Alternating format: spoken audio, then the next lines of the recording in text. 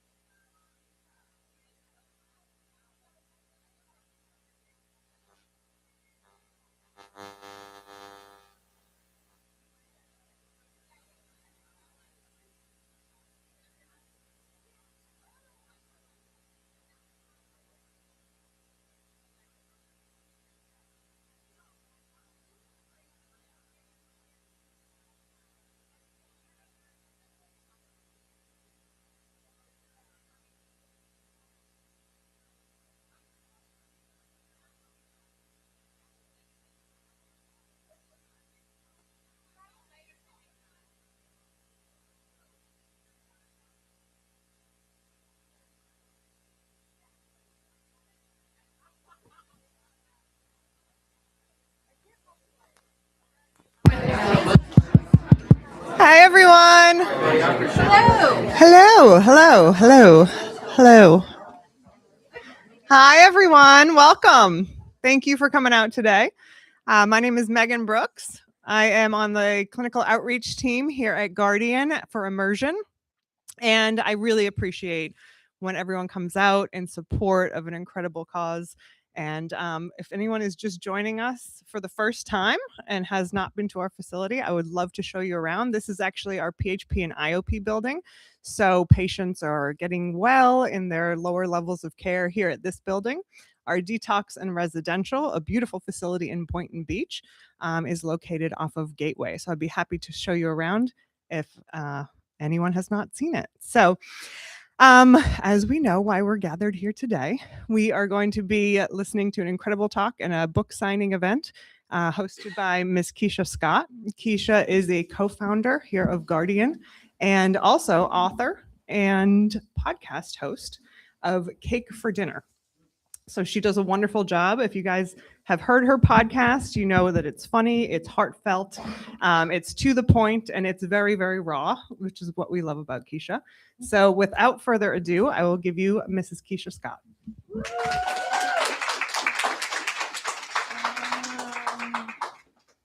Hello, hello.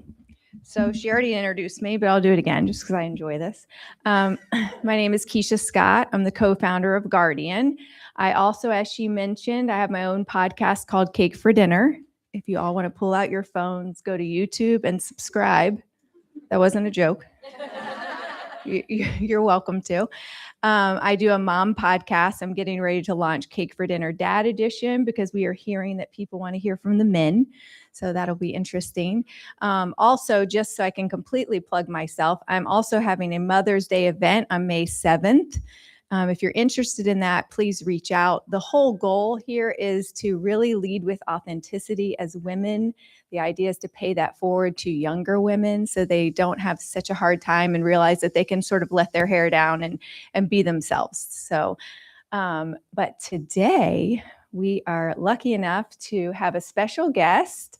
And today I'm sitting down with Colette Fehr, licensed therapist, certified emotionally focused couples therapist, and EMDR, and author of The Cost of Quiet, exploring how conflict avoidance, not conflict itself, drives disconnection, and how learning to engage in hard conversations builds stronger, more secure relationships. So Colette Fehr, welcome to Guardian Live. Thank you. I'm so happy to be here.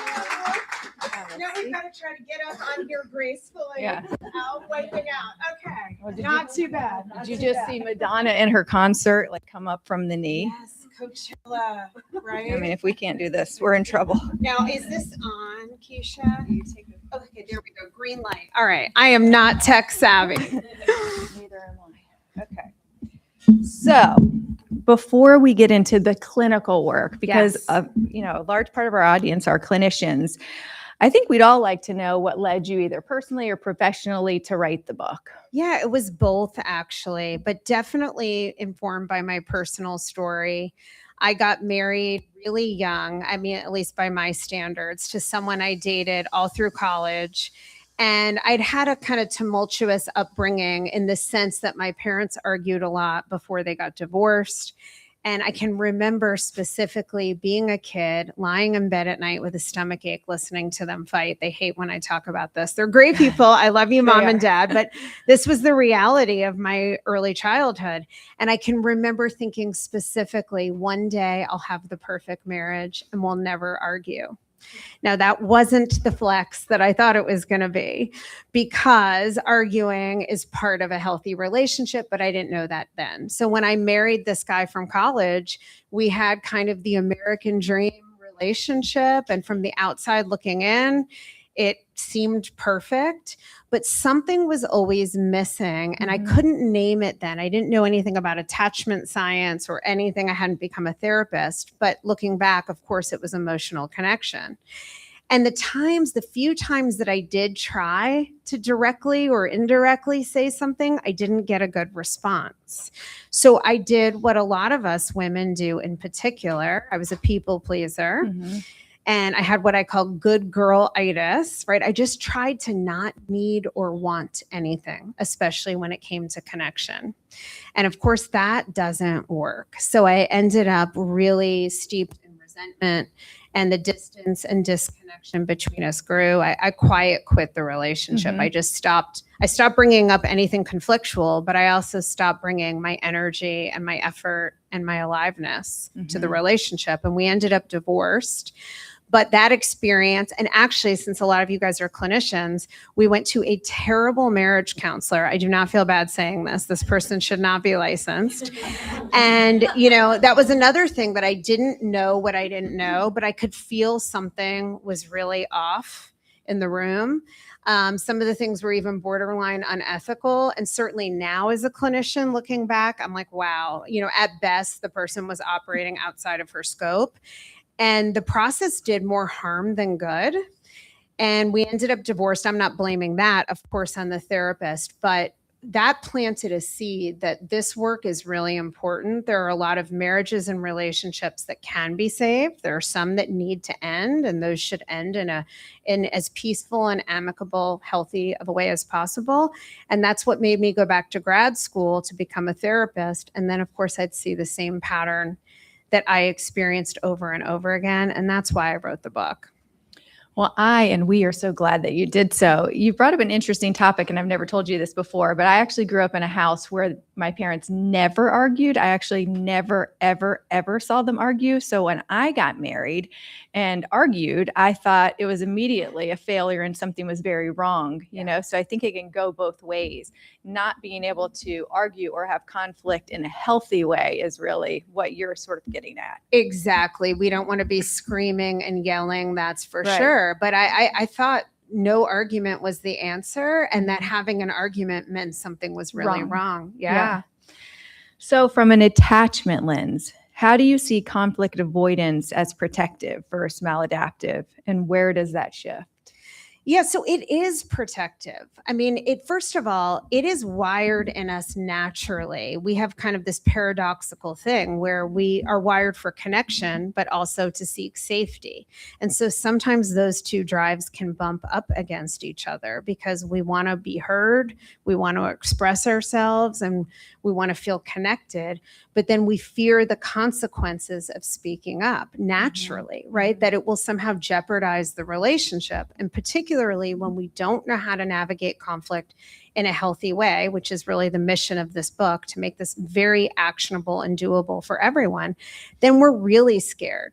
We tell ourselves it's not worth it, don't bring it up, it'll hurt the relationship. We're all afraid of rejection and abandonment. So on some level, whether we're conscious of it or not. So it's natural to fear conflict. And what I notice is that a lot of people, I have a lot of trial attorneys in my office, people with big jobs, CEOs, people who are totally willing to confront in some areas of life, right? And I'm not exactly a quiet person or a shrinking violet either, but when it comes to people who really matter to us, right, then we can feel really afraid that there will be consequences that don't justify the conversation, and we have a tendency to swallow it. Now, if we add to that you grow up in a household where you see conflict modeled either not at all or in unhealthy ways, as I did, then we can carry that with us into adulthood too. But I would say, to specifically answer where it becomes maladaptive really, is that it's chronic and pervasive, right? It's across the board. You're not speaking up when you really need to. You're not advocating for yourself, and it's costing you your own well-being and costing you connection.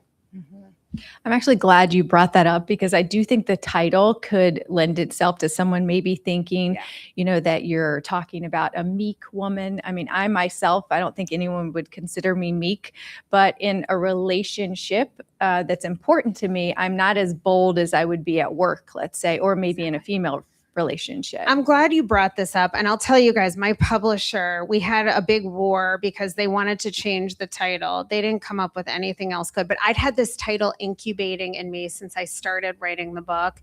And it is a little potentially misleading. So I understand, but I just felt so passionate about this title. But really quiet is a euphemism for avoidance. And I define it in the book as avoidant behavior. So it's not just being quiet. Some versions of this, of what I define as avoidant behavior, are noisy. Some of it's bickering. Some of it is actually escalating, being critical, blaming, outsourcing your needs for connection beyond the relationship, over investing in your children, numbing out with addictions. There are so many different ways we avoid, and much of the time it's unconscious. So I'm trying to bring attention to those things. And really the definition for avoidance to me is that you're not being vulnerable and clear and self-advocating for the things that matter. You're not having those conversations that you need to be for your own health and well-being. I would say you definitely bring attention to it. Once you see it, you can't unsee it, Right. I either have my glasses and can't see you, or I don't have them and can't see the paper. So this is I a real pickle. understand more than you know. How do you help clients expand their window of tolerance so they can stay regulated in hard conversations? Because I think that's a huge part of it, because you could read the book or you could hear sort of like, what could benefit you in the relationship, even maybe specific, things to do or to follow, but being able to implement them and managing your own emotions around that, hard. It is hard. I mean, this stuff is relatively simple, but it's not easy to do. So definitely in the therapy room, you have to meet clients where they are. And same thing with anybody who's reading the book. Some of us have a little more bandwidth. We've experienced more safe people responding to us in our lives. That certainly plays a role. But regardless of where you are, I do have a process I use in therapy that I put into the book called self-connected communication. And this is really the game changer that allows you to expand your window of tolerance, which is that it's about really checking in and being connected to yourself first experientially. Most of the time, we either don't have the conversation at all. We write it off in our mind before any words even have a chance to get out of our lips, right? We think it won't matter. Oh, forget it. I'm not doing that. Or something comes out impulsively and in a reactionary way. And we're not really taking the time to get in touch with parts of self, what I call the sage self, which is your adult, wise self. And those inner child parts, whether you want to call it that or think of it as just a metaphorical construct, we all have vulnerabilities and old wounds. So taking the time first to go inward and really name your emotions, which can help us regulate our nervous system, and then get curious about what those emotions, the fear, the anger, the sadness, the loneliness, what messages are those emotions sending us? And I really encourage people to write everything out. In fact, I give a blueprint to do so. That's kind of like an emotional Mad Libs. But that process really helps you to get very clear and feel more confident. And then there's a discernment piece, which is that sometimes if somebody is new to all of this, maybe they process and they figure out what they're needing and what they're feeling. And they're not going to come forward yet. They're just going to go through the self-connection part and really notice and get more comfortable with that. Because ultimately, the most important relationship we have is with ourselves. And this is really first and foremost about building a more securely attached relationship within. And I imagine just like anything, it's going to be uncomfortable in the beginning, right? So sort of having someone like you to work with through it. Yeah. I mean, this is one of those things, like so many things in life, right? Maybe some of you are familiar with exposure response prevention. And that's the gold standard for anxiety. You feel fear. The best way to conquer fear, you don't even really conquer it. To reduce it is just to do the thing over and over again. And it feels scary. We were just talking about this earlier, and you do it anyway. And then before you know it, it feels a little less scary. I mean, I will tell you, I would have been paralyzed with terror for a week about even sitting up on this stage maybe a couple of years ago, because I just have terrible public speaking anxiety. I'm like a very anxious, nervous person, although I love it. I really enjoy it. But doing this so much, I still get a little nervous, but I'm so much less nervous than I used to be because I do it over and over. And I think that is what happens, that we have to take a little risk, maybe on a scale of 1 to 10, it's a 2. Someone said something that hurt your feelings a little and it was minor. And whether you say something to them or not, instead of just dismissing it within yourself, tune in and get curious and practice what you would have said, even if you don't feel comfortable. Maybe the next time you'll come forward and you'll take a risk, and nothing will make it feel better than having, and more like something you want to do, than having a good experience.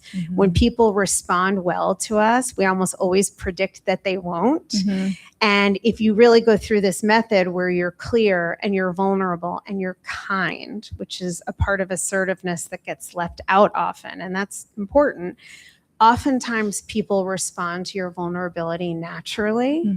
And then you go, oh, not only was that not the fate of death I was expecting, right? That's how it feels. It's going to be a disaster, but that felt good. I feel heard. I feel connected. I want to do that again.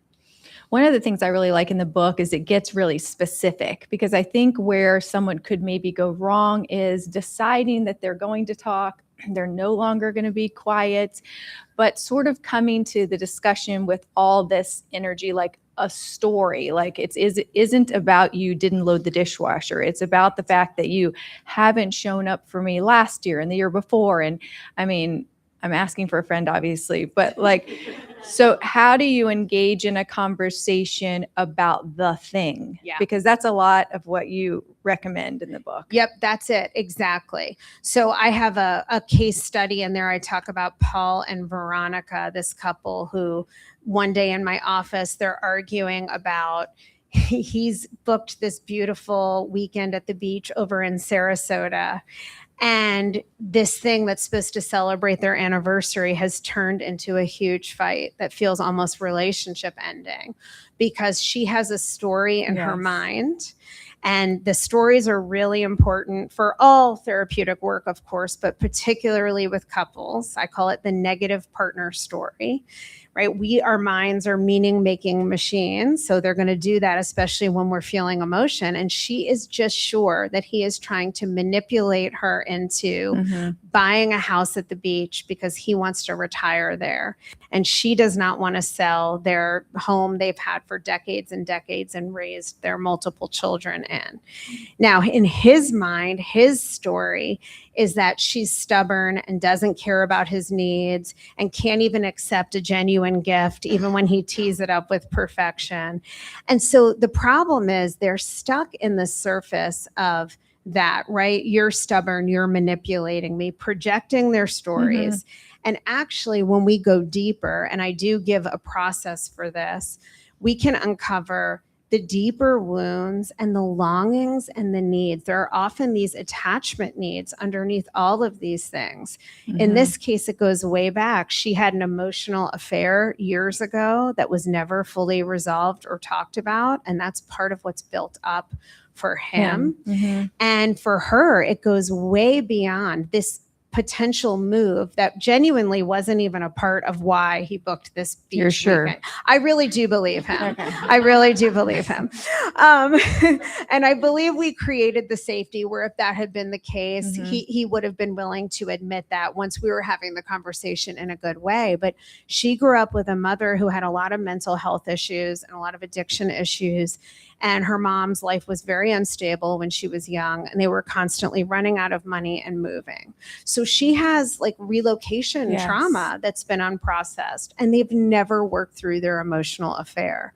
So what I encourage people to do and give a process for is getting at what I call the hidden whales, or I call them blue whales in the book, the big attachment needs, the old wounds, the longings and the fears, the bigger emotions that are underneath these small interactions, and really surfacing our bigger, and I call them whales, just side note, because I used to go to Hawaii a lot with my ex-husband. His family has a house there, and my younger daughter lives there now as an adult, which is really a bummer, but that's a story for another day. And one day I was out kayaking with him, and it just enjoying the beautiful tropical scenery and thinking this is so gorgeous right off the coast of Maui. And then we got so far out that I couldn't see the shore anymore.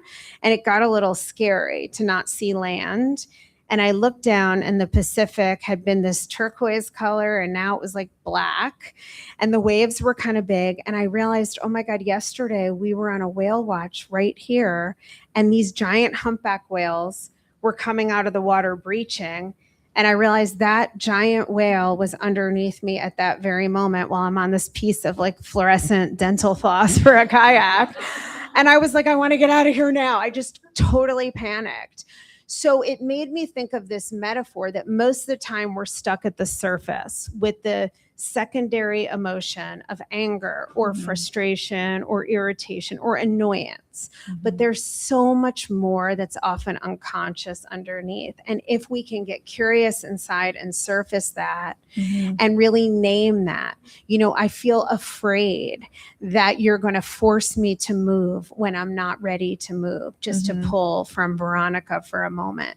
You know, if she can come forward and name that, and also to be soothing herself around that inside, that this is not her childhood anymore, that this is the present and she can advocate, then we can have a whole different kind of conversation. It's never about the dishes. It's never about the dishes.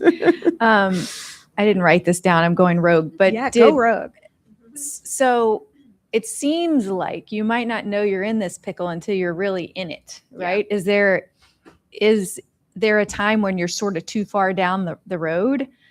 You mean in the relationship or Yes. in a particular instance? In the relationship, because I would imagine these things build up over time. Yeah.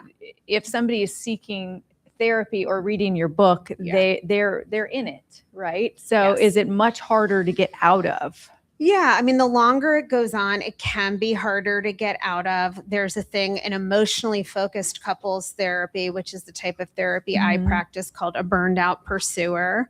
And, you know, there's a tipping point for some people where you've gone without connection for so long that you've detached. Now, the tricky thing is, as a therapist or even an individual reading the book, we don't always know if we're there yet. And I have sometimes, if a couple comes in and they both want to fight for the relationship, I'm going to fight for the relationship. I'm there to honor what they want, not to steer anyone in a direction. But I have sometimes privately in my mind thought, oh, this couple is so far gone. I'm not sure this will turn around. And then it does. You know, I've been surprised by it myself.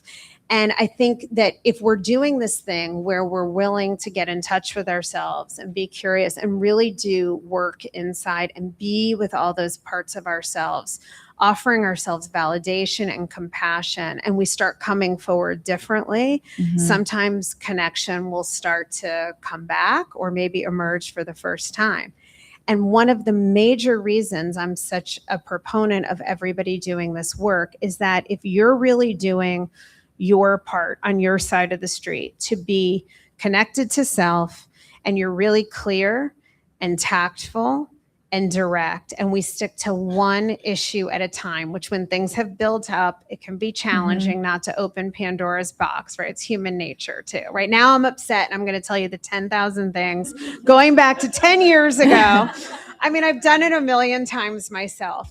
But we can catch ourselves and go, okay, hey, wait a minute. Let's first deal with this piece and let's see if we can get safety and understanding and connection around this piece. And then we can open up more either in this conversation or the next. So we want to kind of start there. And if you're showing up this way consistently, you're reaching for your partner and you're clear and you're kind, and they cannot or will not meet you on that dance floor, then worst case, you have powerful information about what the relationship can and cannot offer you with which you can make decisions.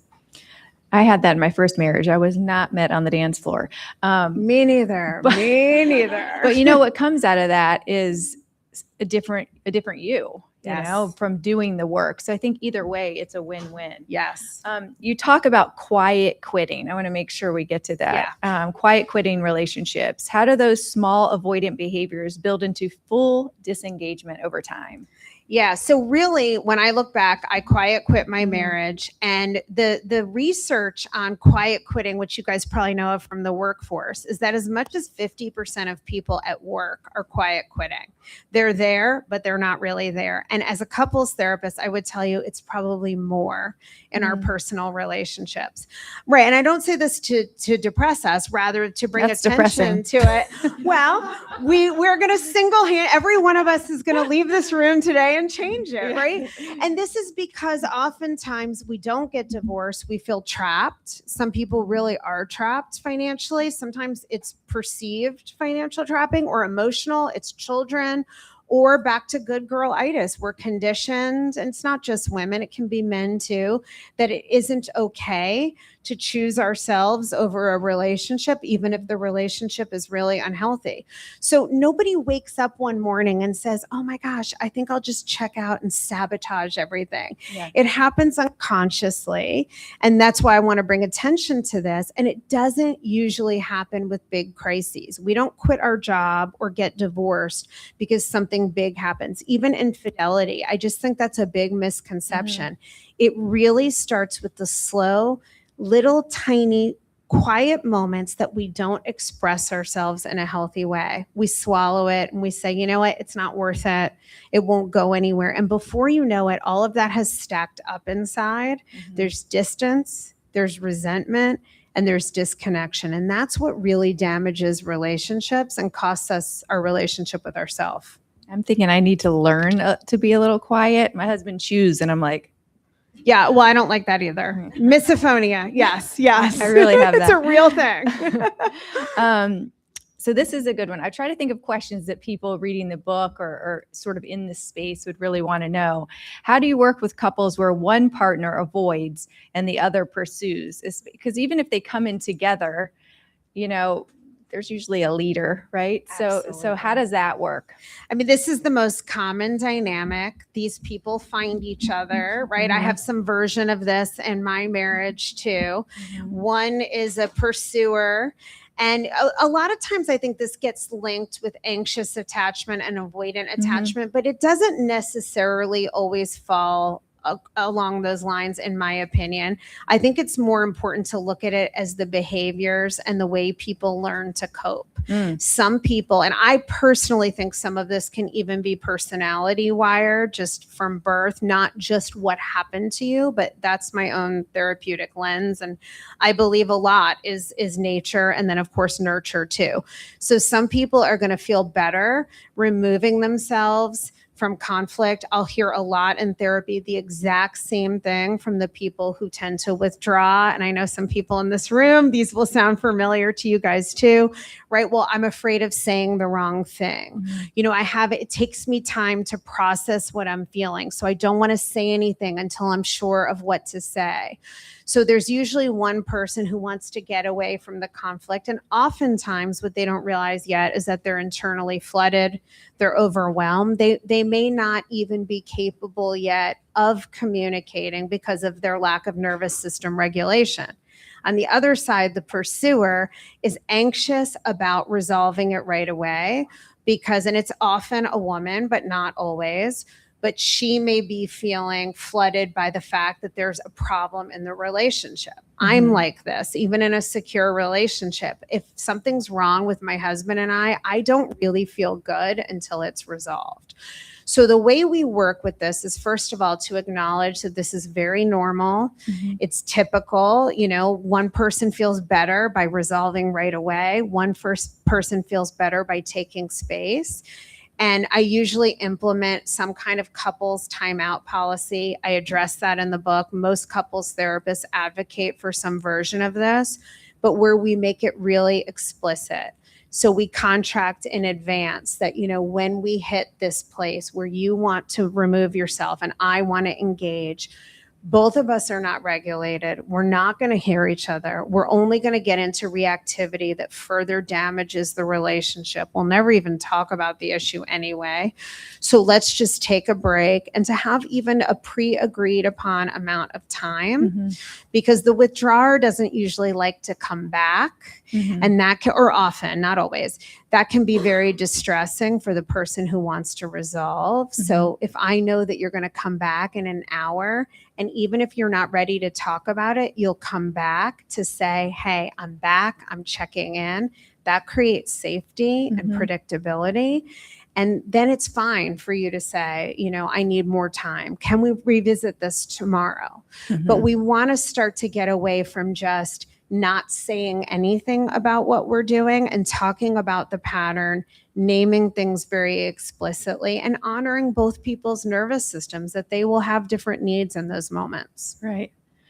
How do these patterns show up beyond romantic relationships? Because when I read the book, I thought more about my relationship with my older son and my inability to, you know, hold him accountable, my inability to talk to him about hard things, which ultimately was not good. So how do you see this show up in parenting, friendships, or even clinical spaces?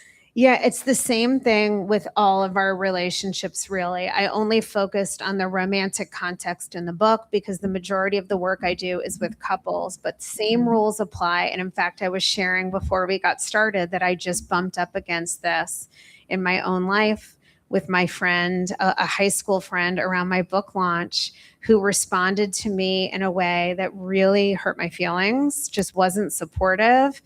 And immediately my go-to, and I do this work, I wrote a book about it. It's all I talk about all day, every day. Immediately in my mind, I was like, yeah, but this is different. I can't say something. And here's why, right? We're so quick. We don't even know we're doing it because the particulars of the situation feel like, oh yeah, that's great for everyone else. But in my case, in this relationship, here's why I can't say anything. And I hear this from people all the time in my office and as I've been out on book tour.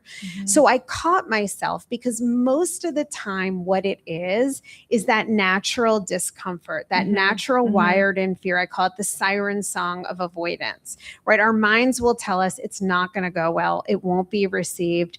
It'll rock the boat and there will be no point. It won't change anything. So why am I going to do this thing where I'm going to come out probably feeling worse, not getting heard, potentially making things awkward at best, damaged at worst, right? Better to just let it go.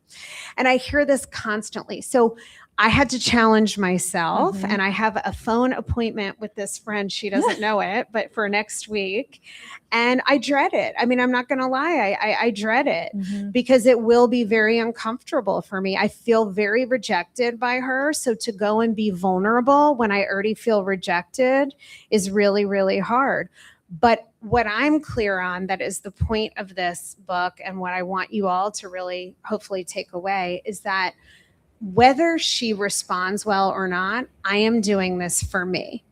Because you know what's happened since this friend disappointed me at my book launch 3 months ago is that this conversation keeps coming up in my head. A part of me feels very wronged and offended. And, you know, there's like an angry, puffed up, righteous indignation part. But then there's also resentment that I invested in this relationship over the years. I'm now looking back, realizing maybe more than she's invested in me.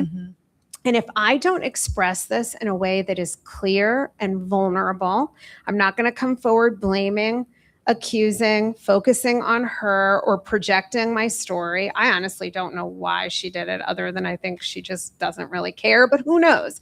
I won't know, and I don't have to. I don't have to make her the bad guy.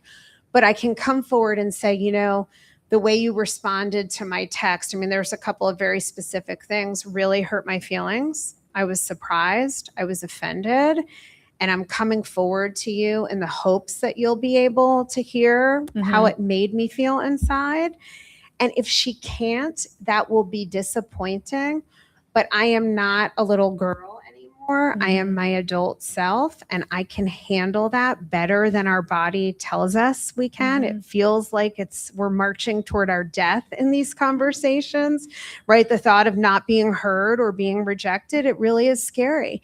And that I will then have all of that out of me, not in my nervous system. Not emotional suppression causes health crises. I mean, it can cause cancer, heart attack, irritable bowel syndrome, autoimmune disorder. I mean, this is a real thing. So I am doing this for me to honor myself, my little girl inside, the me who was married to someone who wasn't there for me emotionally, and I never stuck up for her. I'm not going to just swallow this. I'm going to tell this woman how she made me feel. And then, I think the friendship is probably not ever going to go back for me, even if she receives it well, but it's the act of self-advocacy and healthy self-expression that is why I'm doing it. I actually didn't have any idea it would go this direction, but I'm super happy about this because I feel like, especially as clinicians and people who work in mental health, I wrote a parenting book. I'm apparently a certified parenting coach, and I can't parent my kids to save my life. You know what I mean? So, and sometimes it is. Yeah, we do all the stuff. Yeah, and sometimes it's distressing, and you can have imposter syndrome, and but this book helped me more with my son than almost anything else. And recently, I called him and I had to say no to something, which is bizarre that at 19, it's hard for me. And trust me, I tell my other kids no, like easy. And I said, I'm really nervous. It's hard for me to say no. And I started explaining myself, and he said, "Oh, Mom, you're doing so good." And he later texted me that we're both working on ourselves. So, but I do think because we are in this field, sometimes you feel like you should have the answers. And I love that you're humble and vulnerable about not having all of them. It certainly makes me feel better. And I think it's a real thing. We're all people, we're learning. And sometimes it's easier for me to give a mom advice about her teenager than 100%. For me to implement that advice in my home. Oh my God, 100%. It's so great to be the clinician, right? You can see everything so clearly. Yes. And really be helpful to people because your own stuff isn't tangled up in it. And this is not about intelligence or knowledge. This is about being human. This stuff is always going to be challenging. Relationships are our greatest treasure, but they are our most challenging spots. I, like you, also struggle with my children. I have 2 adult daughters, and that's the only place people pleasing really still shows up in my life. I have a very hard time with them. And you just mentioned a couple things I feel like I would be remiss not to say about this process that makes a difference, that I heard in what you dialogued with your son, that once we've processed inside of ourselves and we've gotten clear on our emotions and we're giving ourselves and that inner child part some nurturance, some compassion and validation, all of that helps us feel more grounded. We kind of coach ourselves that the other person's response is not ours to manage, and we'll be okay if they don't respond well. But when we come forward, there are some things that help. And you just reminded me of these. And this is what I'm going to do with my friend next week, is to come forward in a way. First of all, we know Dr. John Gottman, the preeminent relationship researcher, and couples therapist, his research shows that the way a conversation begins predicts how it will go, 90 to 96% certainty. So if we come in off the cuff, or we're pointing the finger or saying, you know what, you just don't care. Well, you're probably not going to listen anyway, but I have something to tell you, right? I mean, it's over. Game over. First of all, from a neuroception level, which is where we pick up instantaneously our inner radar on safety or danger, our facial expression, our tone of voice, our body language, the majority of communication comes from that. So making sure you're really regulated when you go into the conversation and sending signals of safety. I'm here to collaborate with you, whether you can hear me or not, makes a big difference. And then using what we call in couples therapy, the attachment frame. Tell people they're important to you. Yeah, it says it in the book. Yes. I did it. Yes, right. I'm coming to you. I'm Yes, doing and this. be and vulnerable. Yes, and acknowledge how hard and scary Mhm. it is, right? I'm going to tell my friend, this is really uncomfortable for me. I don't even want to do this, but we've been friends for so many years. So I don't want to not say anything. I'm taking the risk to come to you because you matter to me. And that works at work, right? This job's important to me. I respect you. That works with a romantic partner. People naturally soften when they hear that you care about them and that they matter. I'm not coming at you to attack you. I'm coming toward you because I care about you and you're important enough that I'm willing to do this awful, uncomfortable thing for Yes. you, for us. Yes, it hasn't gotten easier for me, but it has worked each time. And it will Yeah. eventually. Yeah. He may be 30, but Right, or 50. This is my last question, and then I will open it up to the audience if you guys have any questions for Colette. If there's one core shift you'd want clinicians to take into the room tomorrow for them, what would it be? As it pertains to this, really helping people own their own experience. And I think that is a container for a lot of what we've talked about today, that things really go wrong because people tend to focus much more on what the other person is doing and why. We project our stories. We're sure we know. We project our attachment fears, or we tell people what they did wrong. And immediately we're off on the wrong foot and the conversation is doomed. So owning your experience means processing it first. It means knowing that no matter what or who has triggered you, and I'm sure most of us, especially in the therapy space, know this, the way we experience our triggers, whatever triggers us, is unique to us. It's filtered through our personality, our past wounds, how hangry we are in the moment. I can be a completely different person if I haven't eaten. I feel like I can see it. Yeah, totally. Don't talk to me until after I have a full belly. But all of those things matter. So if we come forward to someone and say, hey, right, the focus on the other person should be like 2%, right? We describe as neutrally as possible. When you spoke to me that way, when you didn't call me back, when the dishes piled up in the sink, right? We're really like decriminalizing what that person did or didn't do. And then it is about me, right? Emotional intimacy is into me, see. I am going to come forward and share with you my inner experience, what happened inside of me. I'm going to name the story, but I'm going to name it as a story. The meaning I made up about this was that you don't really care and you don't listen to me. I'm not saying that's true. That's what my mind told me, that we tend to our old wounds, right? Nobody ever listened to me growing up. So when you don't listen now, that comes up for me. The more you own the way you experience it and come forward of, I'm inviting you to know me more, the more people want to hear and the better you feel inside. Love that. Does anybody have any questions?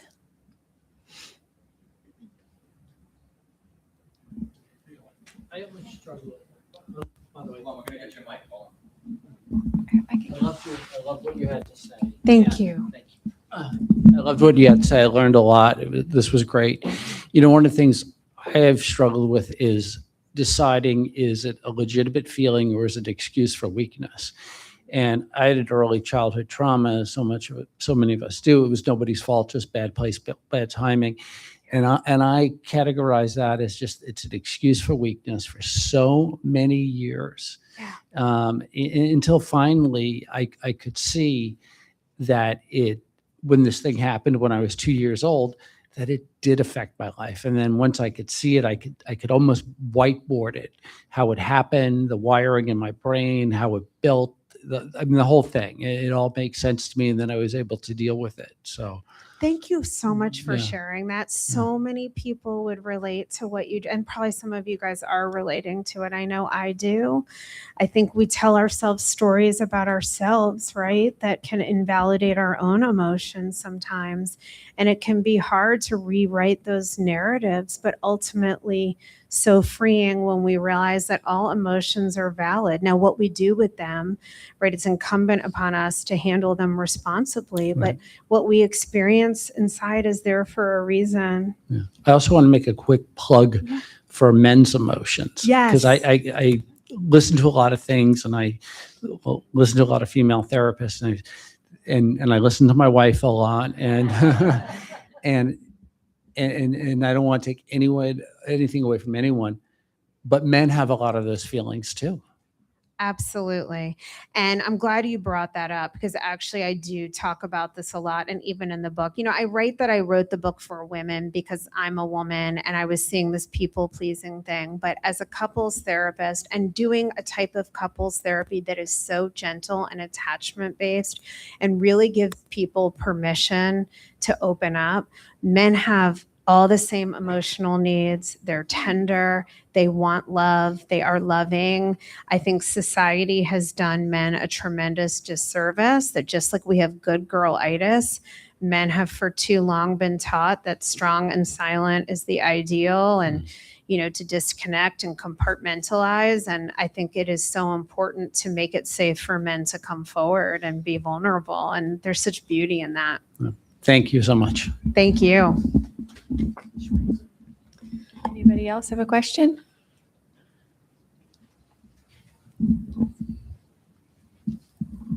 Hi, thank you so much. That was amazing. I'm Adrian with Mastermind Care, and my question was regarding being like open and vulnerable and honest. Do you find that you can do that with people who have like a personality disorder, such as like narcissistic personality disorder or borderline personality disorder? Or is that dangerous? And is there a different way to frame your side of the conversation? Oh, it's such a great question and an important one. So part of this really is discernment. And I think because I'm really advocating for this internal process first, where we're showing up for ourselves and we're really taking care of ourselves emotionally, we feel less wounded when other people can't catch us or meet us, even somebody potentially with a personality disorder. But also we don't want to throw our vulnerable selves to the wolves, especially not repeatedly. So when you follow the process of self-connected communication, you might come forward with someone, let's say you haven't talk to them about anything before, but you feel like in your interactions with them, they seem narcissistic or self-absorbed. I hate to like blanket diagnose, but you know what I mean, right? And then you decide to take a risk. You're going to test it out. Just like what I said with my friend. I don't think she's a narcissist, but I have no idea how this is going to go. Okay. I don't think she's very developed. So I don't. I mean, that's just my honest opinion. And I could be wrong. At least I know that that's my story, right? And it might not be as true as it seems. But let's say your story, no, probably not that. You're not developed, no. But if you come forward to someone and you're not going to maybe go, open your whole heart and tell them your childhood wounds. But if you're able to tell someone something relatively small that bothered you in a vulnerable way, then we see, can they meet us? Can they hear that? And instead of collapsing in defensiveness or dismissiveness or fixing, or, I call those things the bad communication report card in the book, the 3 Ds and an F. That's the acronym, right? For the things people do.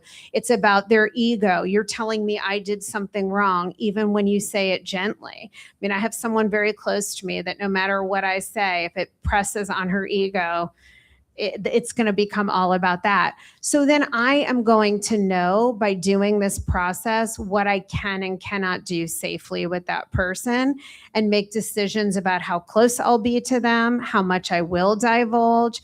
And frankly, at this stage of life, I'm 52. If I can't be vulnerable with somebody and they're not like blood related to me, I'm not going to invest a lot of energy. I want to be able to open up. So I think we do have to take care of ourselves and have boundaries with people, but sometimes we don't know how it's going to go until we try, and we start small and then see what we get. Does that make sense? No, completely. And you look amazing too, by the way. Thank 52. you. You just amazing. made my day. Yes. Yeah. That was so nice. Thank you. Right, don't leave Keisha out.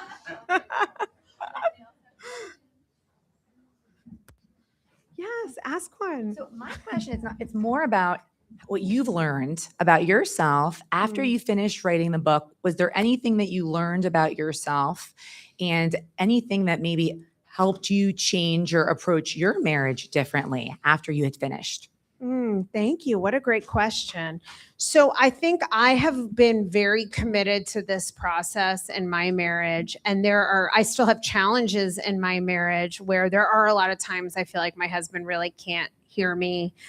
We're very, very opposite. I'm the emotional, empathetic one. He's very literal and logical. And you know him, which is what's funny about this. He's Mr. Spreadsheet. And, I could analyze him all day and I won't torture you guys with that. But there are just certain places that we bump up against that, I'm frustrated by the response I get that we have to work through. And so I feel like I've already been very committed to that. I think talking about the book has served as a great reminder of that and continuing to do that work and things like this friendship, like I really was so tempted to just not say anything, but 3 months later, I'm still stewing on it. So I was like, I got to do it. Yeah. But I think the bigger thing is, especially if anyone in here is thinking of writing a book, this process of writing a book and marketing a book, and I know some of you guys know this intimately, it's really hard and it requires a lot of vulnerability, and it pushed me out of my comfort zone. I don't like to be salesy. I'm not a natural marketer. I'm not good at any of that, and I don't love it. And so it's helped me see where I still need to grow and made me get out and do things that I didn't want to do, like things where I just wanted to hide and run away. And, it's both been uncomfortable, but also great to realize, maybe you do something for a long time. And now I'm very comfortable in the therapy room, which used to terrify me. But now I'm doing something new and growing and developing myself in new directions. So I just want to also encourage everyone that even if it's not a book or communicating in your relationships, to just always be doing something that scares you, right? Something that makes you uncomfortable, because that is really how we become our best selves.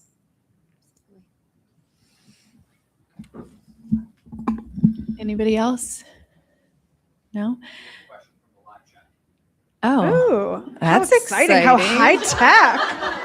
I know we're all like, it's probably ooh. my son. Oh my God, it could be my friend, right? Or my parents. Yeah. How do you navigate the concept of what? Honesty in an anxious or avoidant client? So meaning like how it would be in either of those cases, or I'm not sure if I understand. Well, he has no idea. Somebody wrote it in. Okay. All right. I didn't know if we were like interacting in real time. I mean, all right, then I'll just answer it the way it lands for me. That to me, it would be the same, really, that honesty is, we talk about a lot now, my truth, your truth, her truth. But I think there's truth to all of that it's very, very subjective, and getting clear about what feels true to you on a deeper level of body knowing. So it doesn't really matter whether you're anxious or avoidant, that might color the way you interact with what's happening inside yourself, but it's getting deeper beneath what the surface issue is and why does this matter to me, right? What is the meaning I'm making of it? Am I reliving a wound in what's happening in the present? Getting honest about that, because we haven't really talked about this. All of this emotional stuff is pointing us to our needs. This is why relationships are so hard. And one thing I want to say about romantic relationships in particular, and other relationships too, but that a lot of the time, what is needed in the moment is comfort and reassurance. It isn't actually you need to do something different or behavioral change. We know from the research we'll fight over the same things. We'll have the same struggles. 69% of problems are unsolvable. You'll continue to not do the dishes when I asked you to, and it will annoy both of us. But if we can get at that deeper layer and be honest about, when you don't do what I asked after you said you would, I feel like I don't matter. That's the part. That's the part that we want to be naming and connecting with. That's the truth that's at the core, regardless of attachment style. And when we can tell somebody, when we have the access to the adult self to know that that's what it is, and say to somebody, right now, I just need you to remind me that I matter to you, and they are responsive to that. That is what heals us more than anything. Your husband doesn't stand a chance. I know. He's going to talk He about knows. it. I know. He's come so far. It's not even funny. I put him through years of couples therapy, workshops, intensives. I mean, we've done it all. That is where couples therapy is unique in that, because as a therapist, you are at the mercy of the honesty of the client. Yeah. But in couples therapy, you have two people often opposing truths, Right. Always. So, really, always. There's no, I always it is say their truth. yes. generally. And Right. for the purposes of good relational therapy, really doesn't matter what happened and what did. People get stuck in no, you said 446, not 443, right? Like as if that is going to be the detail that it all hinges on. And it just doesn't matter. I'm like, Right. okay, maybe it was 443, maybe it was 446. Like, let's talk about the underneath part. And I think with emotionally focused couples therapy, there's really nowhere to hide. Not that we're going after people, but it is deep experiential Mhm. work. So if somebody is not really there because they want to work on the relationship, or they don't want to even try to open up at all, you're going to hit a wall pretty fast. Right. Anybody else? Okay, so we are now going to do a book signing. So if you'd like to, if you could just give us a few minutes, we're going to move the table over here. If you want to get a picture with Colette or your book signed. Yeah. Yeah, you'll line up across guys here do it and for write me. your name on a Post-it note. Right? Table will be in the middle and then line up. And thank you so much. Thank And you, everyone ladies. gets a book, right? Yes. Yay. Okay. Thanks, Only a few people, everyone.